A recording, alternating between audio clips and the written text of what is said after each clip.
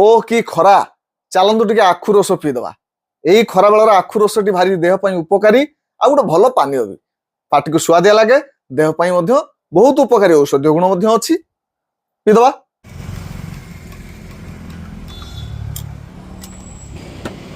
ଗୋଟେ ସୁନ୍ଦର ଭାବରେ ଆମେ ବର୍ତ୍ତମାନ ପିଇବା ଆଖୁ ରସ।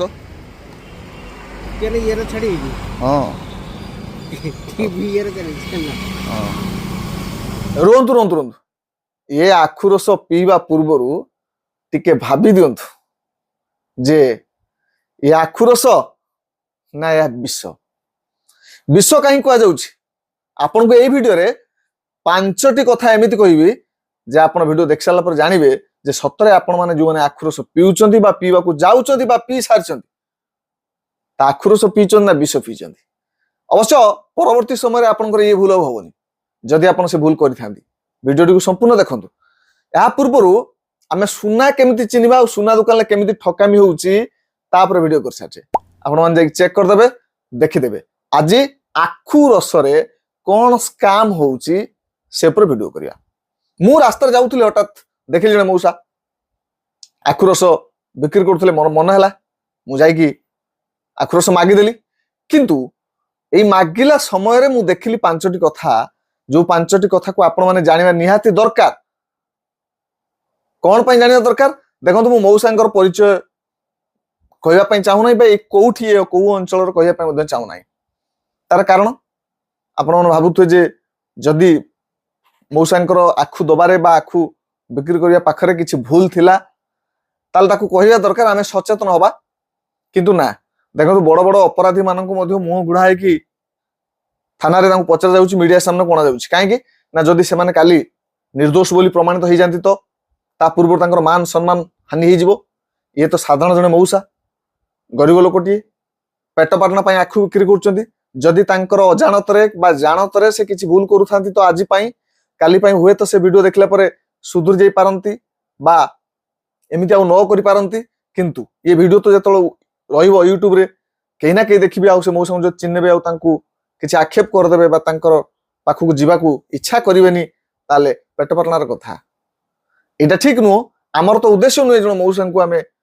ଭିଡିଓରେ ଦେଖେଇକି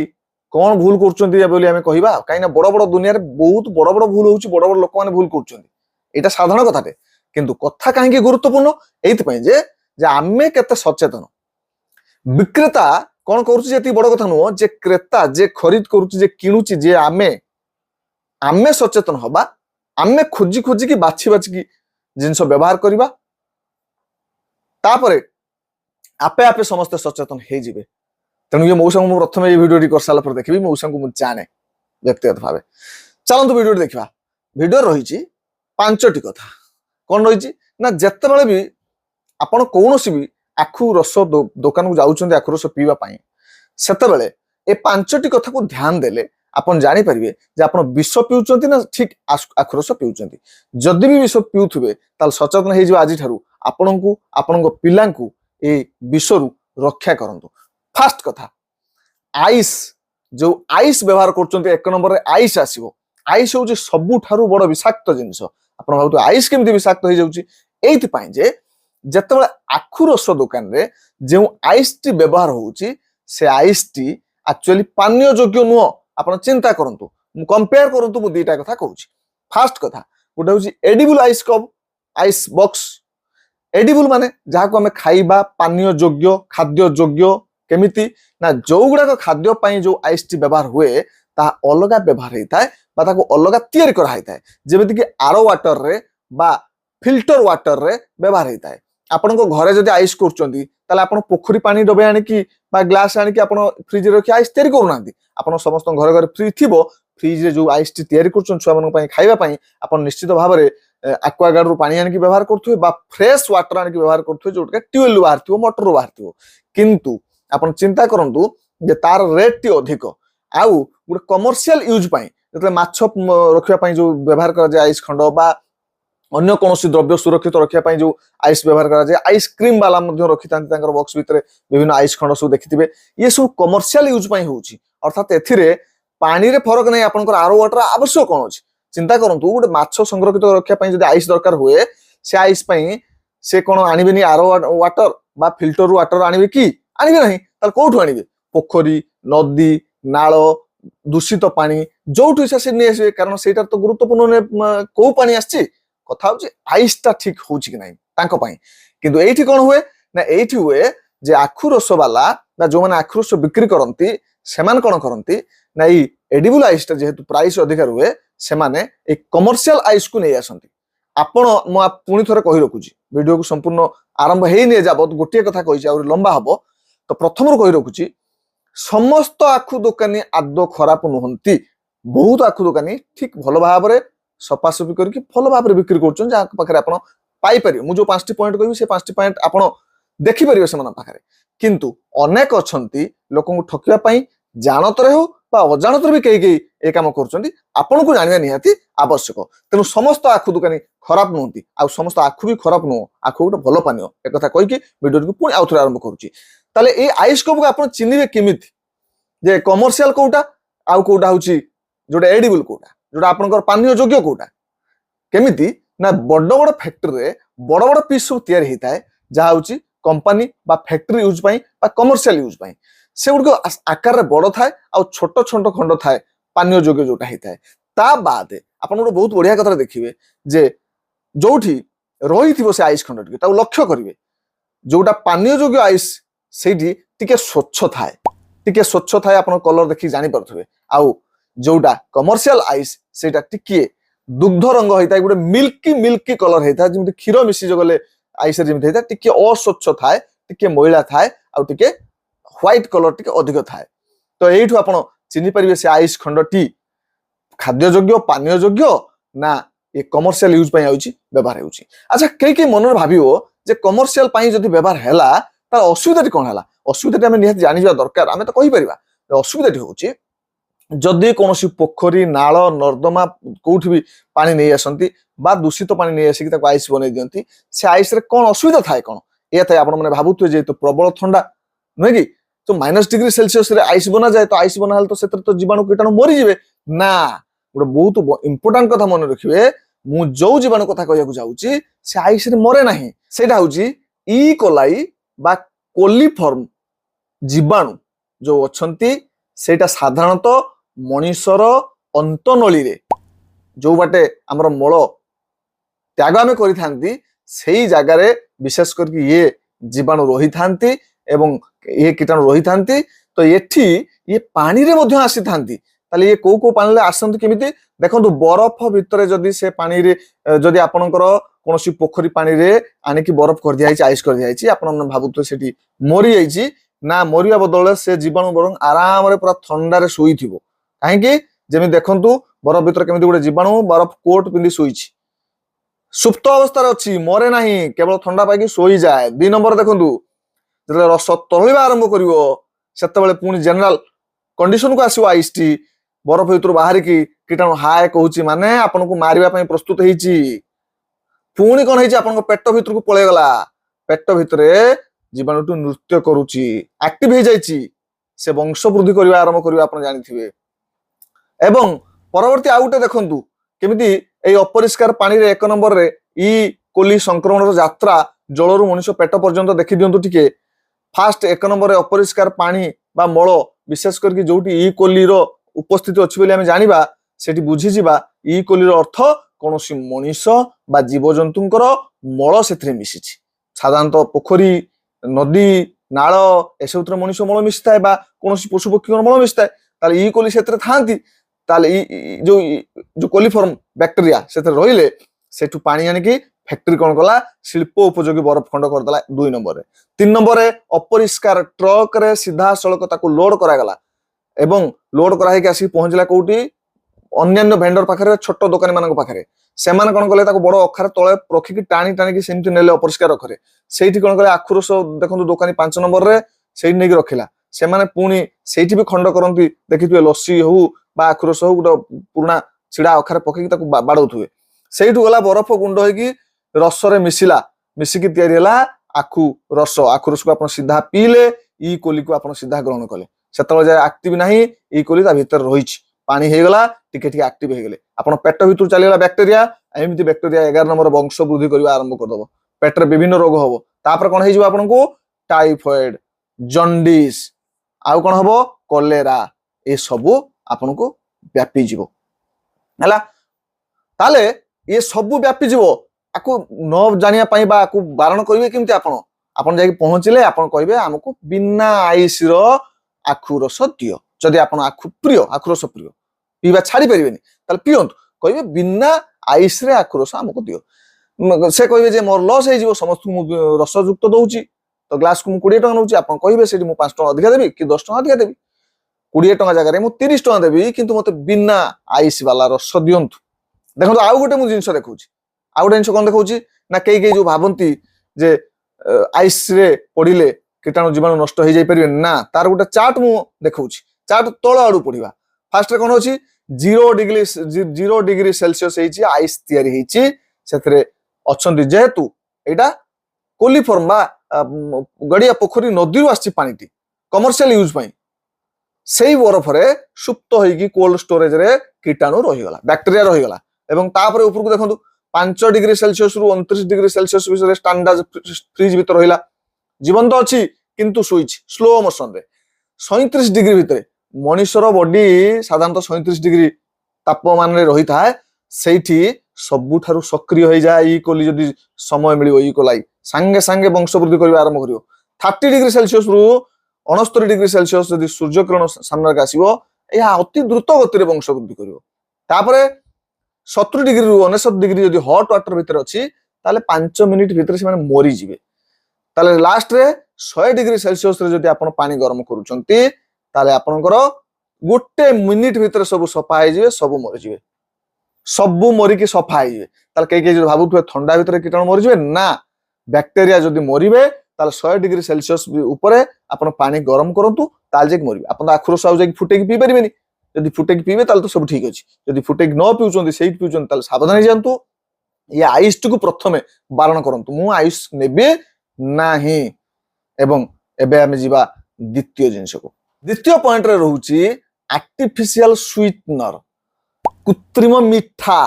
कौन कृत्रिम मिठा अनेक समय रे सीजनल आखु न हेले मिठा आसीबो नाही अनेक समय रे जमीरो बिहनर किस्म हेकी मिठा भी कम आसे ताले मिठा कम लागले ग्राहक खाइबे नाही पीबे नाही सेथि पई आखु रस वाला कोन करंती ना सेथि रे किछ आर्टिफिशियल जो चीनी अछि चीनी रो सिरप अछि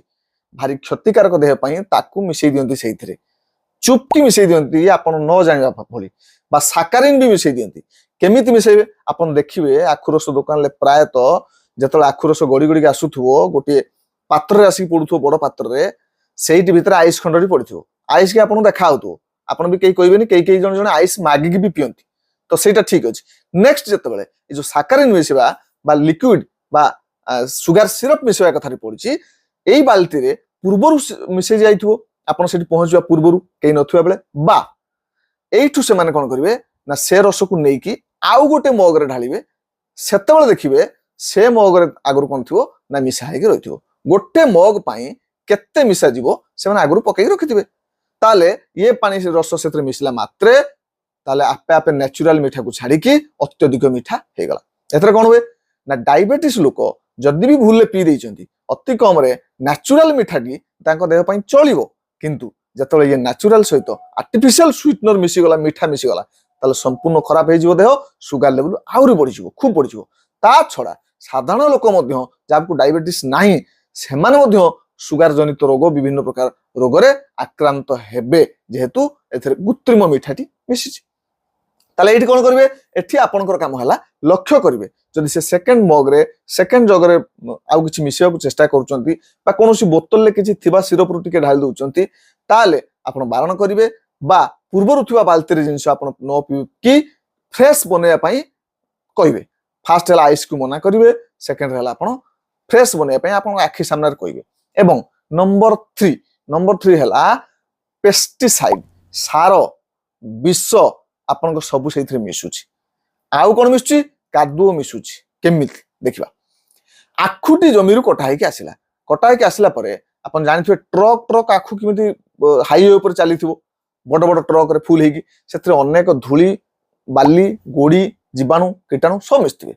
ताकू आनी कि सीधा सड़क ढाल दिया गला कोठी ना गोटे अपरिष्कार जगह पर जोठी किसी परिष्कार ना कि ना ढाली दिया ସେଇଠୁ ପୁଣି ଆଖୁ ରସ କଣ କରିବେ ସେଠୁ ନେଇ ଆସିବେ ସିଧା ସଳଖ ପରେ ଦେବେ ମେସିନରେ ତାକୁ ଚାପି ଦେବେ।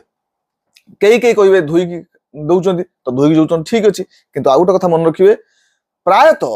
ସମସ୍ତେ କଣ କରନ୍ତି ନା ସେଇ ଯୋଉ ଆଖୁକୁ ଚୁପା ସହିତ ଉପର ଯୋଉ ହାର୍ଡ ଚୁପାଟି ଅଛି ଚୁପା ସହିତ ପେଶି ଦିଅନ୍ତି। ଚେଷ୍ଟା କରିବେ ଆପଣ ସେଠି ବାରଣ କରିବା ପାଇଁ ଯେ ଚୁପା ବାହାର କରିକି ବା ଯୋଉଠି ଚୁପା ଛାଲିକି ତାକୁ ଧୋଇକି ପ୍ରେସ୍ କରୁଥିବେ ବା ଚାପୁଥିବେ ବା ରସ ବାହାର କରୁଥିବେ ଆପଣ ସେଇଠୁ ପିଇବା ପାଇଁ ଚେଷ୍ଟା କରିବେ। ଯୋଉଠି ଚୋପା ସହିତ ପେଶୁଥିବେ ସେଠି ସମ୍ପୂର୍ଣ୍ଣ ରୂପେ ଆଭଏଡ କରନ୍ତୁ। ଆଉ ଧୁଆ ହେଇନଥିବ ଆପଣ ଆଖୁର କଣ୍ଡିସନ ଦେଖି ଜାଣିପାରିବେ। ଅନେକ ସମୟରେ ସେ ଆଖୁ ଉପରେ ହାଲକା ହାଲକା ତ ଗଣ୍ଠି ମାନଙ୍କରେ କାଦୁଅ ଲାଗିଥାଏ, ସେ ଗଣ୍ଠି ମାନଙ୍କରେ ଚୋପା ଲାଗିଥାଏ, ସେ ଗଣ୍ଠି ମାନଙ୍କରେ କାଦୁଅ ଯୋଉ କୀଟାଣୁ ଜୀବାଣୁ ଲାଗିଥାନ୍ତି। କାହିଁକି ନା ଯେତେବେଳେ ତାଙ୍କୁ ଫଙ୍ଗସ ଆକ୍ରମଣ କରିଥାଏ, ଯେତେବେଳେ ଆଖୁ ଚାଷ ହେଇଥାଏ, ଆମେ ଜଉଆ ପୋକ ବୋଲି କୁହନ୍ତି ବା ଅନ୍ୟାନ୍ୟ ବହୁତ ପ୍ରକାର ପୋକ ଅଛନ୍ତି, ଜୀବଜନ୍ତୁ ଅଛନ୍ତି, ସେଇ ଯୋଉ ପୋକ ସବୁ ଲାଗିଥାନ୍ତି ଆଖୁ ଦେହରେ ସେକୁ ସବୁ ମଧ୍ୟ ସେ ପେଶି ଦିଅନ୍ତି ନ ଧୋଇକି। ଯୋଉମାନେ ଧୋଉଛନ୍ତି ସେଠି ଠିକ ଅଛି, ଧୋଇବା ସହିତ ଆଖୁର ଉପର ପରସ୍ତଟି ଚୁପାଟିକୁ ମଧ୍ୟ ସମ୍ପୂର୍ଣ୍ଣ ବାହାର କରିଦେବାର ଅଛି। ସେଇଟା ଯଦି ନ ବାହାର କରୁଛନ୍ତି ଆପଣ କହିପାରିବେ ବା ସେ ଦୋକାନ ପରିତ୍ୟାଗ କରିପାରିବେ। ନହେଲେ ଆପଣ ସମସ୍ତ ସେ ଯୋଉ ବ୍ୟବହୃତ ହେଇଥିବା ସାର ବିଷ ତାର ପ୍ରଭାବ ସବୁ ସେ ଚୁପା ଉପରେ ଥାଏ, ସିଧାସଳଖ ଆପଣ ବିଷ ପିଇବେ, ସବୁଠୁ ଦେହ ପାଇଁ ଖରାପ। ନମ୍ବର 4 ରେ ରହୁଛି ଯେ ଆଖୁଟି ରସଟି ଯୋଉ ବାହାର କରିକି ଦିଆଯିବ ସେ କେତେ ସମୟ ଯାଏ ରହିବ ଆପଣ କଣ ଜାଣିଛନ୍ତି? ତଥ୍ୟ କହୁଛି ଯଦି ଆଖୁରୁ ରସ ବାହାରି ଗଲା ଆଉ ବାହାରେ ରହିଲା ସେତେବେଳେ ସେ ଫର୍ମେଣ୍ଟେଡ ହବା ପାଇଁ ବା ଆଖୁ ରସଟି ନଷ୍ଟ ହବା ପାଇଁ 15 ମିନିଟ ସମୟ ଲାଗେ। ମାନେ 15 ମିନିଟ ସମୟ ଯଦି ରହିଛି ଆଖୁ ରସ ଠିକ ଅଛି, ପାଖାପାଖି 15 ମିନିଟର ପରେ ପରେ ଆଖୁ ରସଟି ନଷ୍ଟ ହବାକୁ ଲାଗେ। ନଷ୍ଟ ମାନେ ଜାଣିପାରୁଛନ୍ତି ତ, ନଷ୍ଟିଆ ଗନ୍ଧିଆ ପୁରା ନଷ୍ଟ, ଏକ୍ସପାୟାର ଯାକୁ କୁହାଯିବ। ଆମେ ତାହେଲେ କଣ ହବ, ଆମେ ବି ତାକୁ ପିଇ ଦିଅନ୍ତି। ଦେଖିବା ବେଳେ ବେଳେ ଯାଇକି ଆଖୁ ଦୋକାନ ପାଖରେ ପହଞ୍ଚିବେ, ସେ ଅନେକ ସମୟରୁ ତାଙ୍କ ପାଖରେ ଲୋକ କେହି ନଥିବେ, ଫାଙ୍କା ଥିବ, ଆପଣ ସିଧା ପହଞ୍ଚିବେ ମାଗିବେ, ସେ ଜମା ଆଖୁ ପେଡିବେନି, ନୂଆ ଆଖୁ ପୁରେଇବେନି, ଆପଣଙ୍କ ମଗ ଭିତରେ ଜଗ ଭିତରେ ଯାହା ରଖିଥିବେ ତାକୁ ଢାଳି ଦେଇକି ଆପଣଙ୍କୁ ଗ୍ଲାସ ଦେଇଦେବେ। କାହିଁକି ନା ତାଙ୍କୁ ଟିକେ ଜଲ୍ଦି ହବ, କିଏ ଯଦି ପହଞ୍ଚୁଛନ୍ତି ଜଲ୍ଦି ହବ, ତା ସହିତ ସେମାନେ ଯଦି କିଛି ମିଶେଇବାର ଥିବ ମିଶେଇଥିବେ। ତାହେଲେ ଏଇଠି ଚିନ୍ତା କରନ୍ତୁ କଣ ହେଲା ଆପଣଙ୍କର ନା ଯଦି ସେ 15 ମିନିଟ ପରେ ଥିବ ତାହେଲେ ତାହା ନଷ୍ଟ ହେଇସାରିଥିବ। ଆପଣ ଜାଣିପାରିବେନି, ବେଳେ ବେଳେ ମିଠା ଜେରେ ପିଇଦେବେ, ଆଉ ବେଳେ ବେଳେ ଜଣା ବି ପଡିଯାଏ। 2 ଘଣ୍ଟା 3 ଘଣ୍ଟା ପରେ ଯଦି ଆପଣଙ୍କୁ ଦଉଛନ୍ତି ଜଣା ପଡିଯାଏ। ସେଠି ସେମାନେ କଭର ଅପ୍ କରିବା ପାଇଁ କଣ କରନ୍ତି, ଆପଣ ନେଚୁରାଲ ଆଖୁଟାକୁ ପିଇଲେ, ଯଦି ଆଖୁ ରସ ଆପଣ ଡେଲି ପିଉଛନ୍ତି ତାହେଲେ ଜାଣିନେବେ ଯେ ଆଜିର ଆଖୁ ରସ ତ ଠିକ ଲାଗୁନି, କେମିତି ଗୋଟେ ଲାଗୁଛି। ତାହେଲେ ସେମାନେ କଣ କରନ୍ତି ସେଇ ସମୟରେ ଟିକେ ଲେମ୍ବୁ ଚିପେଟି ଦେବେ, ଟିକେ ଅଦା ଦେଇଦେବେ ବା ଆଉ ଟିକେ ମିଣ୍ଟ ମିଶେଇ ଦେବେ, ପୁଦିନା ପତ୍ର ଟିକେ ମିଶେଇ ଦେଲେ ଆପଣ ନେଚୁରାଲ ଆଖୁର ରସ ଜାଣିପାରିବେ ନାହିଁ। ତ ଏକଥାରେ ମାନେ ନୁହେଁ ଯେ ଅଦା ଲେମ୍ବୁ ଆଉ ମିଣ୍ଟ ମିଶେଇବାଟା ଖରାପ, ସେଟା ମିଶେଇବାଟା ଭଲ। କିନ୍ତୁ ଯେତେବେଳେ ଆପଣ ଅନେକ ସମୟ ପରେ ପିଉଛନ୍ତି, ଆପଣ ଆଖି ସାମ୍ନାରେ ସେଟା ପେଡା ଯାଇ ନାହିଁ, ସେ ଜାଗାରେ ଆପଣ ଲେମ୍ବୁ ଏକୁ ମିଶେଇବା ପାଇଁ ମନା କରନ୍ତୁ ଏବଂ ଫାଷ୍ଟ ଥରେ ପିଇକି ଦେଖନ୍ତୁ କେମିତି ଟେଷ୍ଟ ଲାଗୁଛି। ଯଦି ହାଲକା ହାଲକା ଖଟା ଖଟା ବା ଟିକେ ଅଲଗା ବାସି ବାସି ଲାଗୁଥିବ ତାହେଲେ ଆପଣ ମନା କରିଦେଇପାରିବେ। କିନ୍ତୁ ଲେମ୍ବୁ ଅଦା ମିଶେଇ ସାରିଲା ପରେ ଆପଣ ସେ ଟେଷ୍ଟ ଆଉ ପାଇବେନି। ସେଇଥିପାଇଁ ଅନେକ କଭର ଅପ୍ କରିବା ପାଇଁ, ତାକୁ ଲୁଚେଇବା ପାଇଁ ଏ ଲେମ୍ବୁ ଅଦା ମିଣ୍ଟ ପୁଦିନା ସବୁ ମିଶେଇ ଦିଅନ୍ତି। এইটাকে ଆପଣ ଧ୍ୟାନ ଦେବେ। ଏବଂ ଲାଷ୍ଟ ନମ୍ବର 5 ରେ କଣ ରହୁଛି ନା ସେ ଯୋଉ ମେସିନ ଚାଲିଥିଲା ବେଳେ ଲକ୍ଷ୍ୟ କରିବେ ତାର ବିଭିନ୍ନ କଳ କବ୍ଜା ଅଛି। ଯୋଉଠି ଘର୍ଷଣ ହୁଏ କୌଣସି ଗୋଟେ ଧାତୁରେ ମେସିନରେ ବିଶେଷ କରିକି ସେ ଜାଗାରେ ଘର୍ଷଣକୁ ହ୍ରାସ କରିବା ପାଇଁ କଣ କରାଯାଏ ନା କିଛି ଲୁବ୍ରିକାଣ୍ଟ ମିଶାଯାଏ। ଲୁବ୍ରିକାଣ୍ଟ ମାନେ ଆପଣ ଭାବିପାରିବେ ସାଇକେଲରେ ବାଇକରେ ଯେମିତି ଗିରିଶ ପକାଯାଏ, ଆପଣ ଜାଣିଥିବେ। ଇଞ୍ଜିନ ଅଏଲ ଟିକେ ଟିକେ ପକେଇ ଦିଅନ୍ତି, କିଏ ନଡିଆ ତେଲ ପକେଇ ଦିଅନ୍ତି, ଟିକେ ଗିରିଶ ପକେଇ ଦିଅନ୍ତି। ପକେଇଦେଲେ କଣ ହବ ନା ଯୋଉଠି ଯୋଉଠି ଘୁରୁଛି, ଯେମିତି ସାଇକେଲରେ ଆପଣଙ୍କର ରହିଛି କଣ ସେ ଯୋଉ ଚକା ମଝିରେ ଯୋଉ ଥାଏ ଯୋଉ ବଲ ବେରିଂ କୁହାଯାଏ ସେ ଥାଏ, ବାଇକରେ ବି ଥାଏ, ଏକ୍ସିଲରେ ଲାଗିଥାଏ, ସବୁ ଜିନିଷ ଯୋଉଠି ଯୋଉଠି ଘୁରୁ ଥାଏ ସେଇଠି ଲାଗିଥାଏ। ତ ଏଠି ଲକ୍ଷ୍ୟ ରଖିବେ ଗୋଟେ ଆଖୁ ପେଡା ହବା ଜାଗାରେ ଯୋଉ ଦିଟା ବଡ ବଡ ଲାଗିଛି ଲୁହାର ଯିଏ ପେଶନ୍ତି, ତ ସେଇଠି ମଧ୍ୟ ଦିଟା ରହିଛି ମେସିନ, ଯୋଉଠି ଘର୍ଷଣ ହୁଏ, ଯୋଉଠି ବୁଲେ, ଯୋଉଠି ବେରିଂ ଲାଗିଛି, ସେଠି ଘର୍ଷଣ ହ୍ରାସ କରିବା ପାଇଁ ସେଠି ମଧ୍ୟ ଗିରିଶ ବ୍ୟବହାର ହେଇଥାଏ, ସେଠି ମଧ୍ୟ ଅଏଲ ବ୍ୟବହାର ହେଇଥାଏ, ସେଠି ମଧ୍ୟ ପୋଡା ମୋବିଲ ବ୍ୟବହାର ହେଇଥାଏ। ତାହେଲେ କଣ ଏଠି କଣ ଗୁରୁତ୍ୱପୂର୍ଣ୍ଣ, ମୁଁ କାହିଁକି ସେ କଥା ଉଠେଇଲି, ଆପଣ ଧ୍ୟାନ ଦେବେ ଯେ କିଛି ପୁରୁଣା ଆଖୁ ମେସିନ ଅଛି, ସେ ମେସିନରେ ଆପଣ ଲକ୍ଷ୍ୟ କରନ୍ତୁ ଭଲସେ ଯାଇକି ଯେ ସେଇଠି ଗିରିଶ ପଡିଥାଏ, କଳା କଳା ଲାଗିଥାଏ। ଆଉ ବେଳେ ବେଳେ ଆଖୁ ପେଡିଲା ବେଳେ ଜଣା ପଡେନି, ସେ କଣ ହେଇଯାଏ ନା ଆଖୁ ରସ ସହିତ ସେଥିରୁ ଟୋପାଏ 2 ଟୋପା 3 ଟୋପା କେତେବେଳେ ଗଳି ପଡେ, ଆପଣ ତାକୁ ପିଇ ଦିଅନ୍ତି। ଇଏ ସବୁଠାରୁ କ୍ଷତିକାରକ ଲୁହା ଧାତବର ଘର୍ଷଣ ମିଶ୍ରିତ ଯୋଉ लिक्विड बाहर ता सहित गिरीश आपण ताको पिउचंती पीवा योग्य कि से किंतु पिउचंती यार कोन बाट अछि ना आपण जाई कि संगे संगे देखि दियंतु जे जो गिरीश व्यवहार हेछि ता सेथिरु टोपा टोपा बही कि पडुछि कि आ विशेष कर लक्ष्य रखिबे जोडी पुराना मेसिन थाए नुआ मेसिन ले कम थाए कम पड़े कम घर्षण हुए जोटा पुराना मेसिन अल्प समय पर से घर्षण ह्रास होइकि से ठीक से भाबे बुले नाही तेनु से माने बारंबार से तेल पकई दियंतु बारंबार से ग्रीस मार दियंतु जहा द्वारा से अत्यधिक होइकि आपण टोपा टोपा होइकि बही जाए आपण जानि पारंतिनी से आखु रस माध्यम रे पी दियंतु सब तो पांचटी जिनिस आ गोटे एक्स्ट्रा कथा कहूछि आखु रसर रंग साधारणतः हल्का ग्रीन अल्प सबुज वर्णर जदि यह टिके डार्क ग्रीन हो जाए बा ब्लैकिश बा टिके कला कला देखा होता है कला मिश्रित ग्रीन हाथ धुआ पानी भाया ताले आपण टिके डाउट करिवे एवं देखिवे सबु परे मु पुणी थरे कहया चाहे सबु दोकानी ठकांती नाही सबु दोकानी एमिति करंती नाही किछि करंती जानि जानि कि करंती अधिक पैसा लोभेबा बा पाइबा आसरे आउ किछि अजाणत जानि पारंती नाही से करूची मो पाख दोकानी करूची बोली मु सेमति कर दिए बोली भाबी कि कर दियंती किंतु एठी सचेतन हवा पई वीडियोटी मु करछि आपण मानव पई जो माने क्रेता 10 टका देकी 20 टका देकी पिउचन जे 20 टका भितर आपण आक्रोश न पि जदि विष पिउथुबे ताले आपण पैसा देकी आपण शरीर क्षति किनिले सेटा थरे भाबंतु